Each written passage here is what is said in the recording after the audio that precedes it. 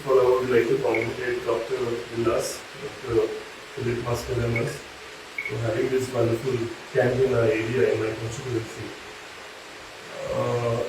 The camp which you just gave the details, I think it's like a blessing to all our people, because it's important that cancer, should be detected at the early stage.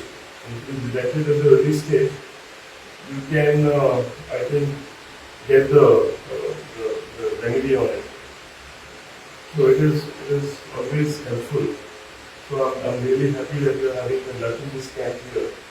And I would, I'm looking forward, as you said, that we will have few more camps in the entire constituency. So the people of our constituency benefits out of the camp. I again would like to thank you all for having